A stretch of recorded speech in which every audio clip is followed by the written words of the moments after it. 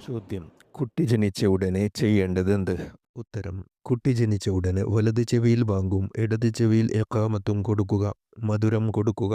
ചോദ്യം: ബാങ്കും ഇഖാമത്തും കൊടുക്കുന്നതിലെ യുക്തി? ഉത്തരം: പ്രസവ സമയം സംഭവിച്ചേക്കാവുന്ന ജിന്ന്, പിശാചുക്കളുടെ ഉപദ്രവം ഒഴിവാക്കാനാണിത്. ഭൂമിയിൽ നിന്നും ആദ്യം കേൾക്കുന്നത് അള്ളാഹുവിൻ്റെ പേരാകലും ഇതിൻ്റെ രഹസ്യമാണ്. ചോദ്യം: എന്താണ് മധുരം നൽകേണ്ടത്? ഉത്തരം: കാരക്ക. അത് ചവച്ച് അല്പം വായയുടെ ഉള്ളിലേക്ക് ചേരുന്ന വിധത്തിൽ അണ്ണാക്കിൽ തേച്ചു കൊടുക്കണം. റുത്തബ്, പഴുത്ത ഈത്തപ്പഴം കൊടുത്താലും മതി. ഇത് ലഭിക്കാതിരുന്നാൽ തീ സ്പർശിക്കാത്ത മധുരം നൽകാം. തേൻ നൽകാവുന്നതാണ്. ചോദ്യം: മധുരം നൽകേണ്ടത് ആര്?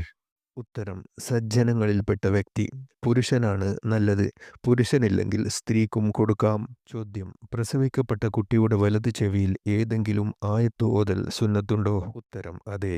വലതു ചെവിയിൽ വഇന്നി ഉഈദുഹാ ബിക വദുർരിയതഹാ മിനശ്ശൈത്വാനിർ റജീം എന്ന ആയത്തും സൂറത്ത് ഇഖ്ലാസും ഓതൽ സുന്നത്തുണ്ട്. ചോദ്യം: മുലയൂട്ടൽ ഉമ്മയുടെ ബാധ്യതയാണോ?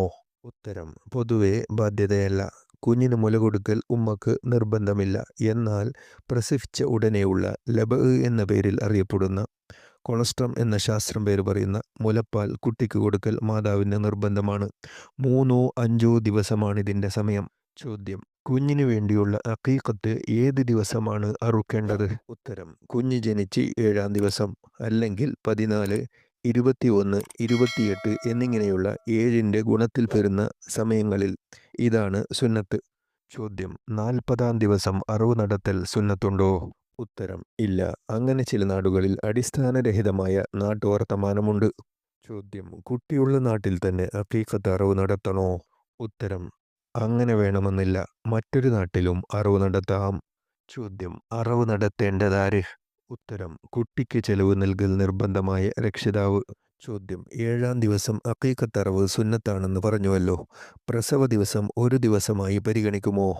ഉത്തരം: പ്രസവം നടന്നത് പകലിലാണെങ്കിൽ ആ ദിവസം കൂടി കൂട്ടിയാണ് 7-ാം ദിവസം കണക്കാക്കുക. രാത്രിയാണ് പ്രസവിച്ചതെങ്കിൽ ശേഷമുള്ള പകൽ മുതലാണ് ദിവസം കണക്കാക്കുക. പ്രസവം നടന്ന രാത്രി കണക്കിലെടുക്കപ്പെടുകയില്ല. ചോദ്യം: അഖീഖത്ത് അറവ് രക്ഷിതാവിന് സുന്നത്താകുന്നതെപ്പോൾ? ഉത്തരം: കുട്ടിയുടെ ജനനം പൂർണ്ണമായത് മുതൽ 60 ദിവസത്തിന് മുമ്പ്. രക്ഷിതാവ് ഫിത്ർ സക്കാത്ത് കൊടുക്കാൻ നിർബന്ധമാകും വിധം കഴിവുള്ളവനാണെങ്കിൽ അവന് അഖീഖത്ത് അറവ് സുന്നത്താണ്. ഈ പറഞ്ഞ കഴിവില്ലെങ്കിൽ സുന്നത്തില്ല. ചോദ്യം: അഖീഖത്തിന് കഴിവുണ്ടായിട്ടും അറവ് നടത്താതിരുന്നാൽ പ്രശ്നമുണ്ടോ? ഉത്തരം: കുറ്റം ലഭിക്കില്ല.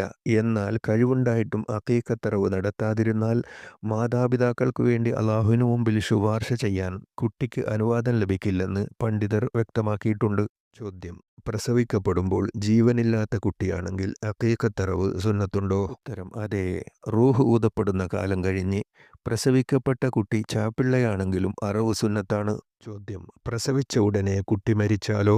ഉത്തരം: എന്നാലും അഖീഖത്ത് അറവ് സുന്നത്തുണ്ട്. ചോദ്യം: ആൺകുട്ടിയാണെങ്കിൽ 2 മൃഗത്തെ അറുക്കേണ്ടതുണ്ടോ? ഉത്തരം: ഏത് കുട്ടിയായാലും ഉളഹിയ്യത്തിന് പറ്റുന്ന ഒരു മൃഗത്തെ അറവ് നടത്തിയാൽ തന്നെ അഖീഖത്ത് അറവാകും.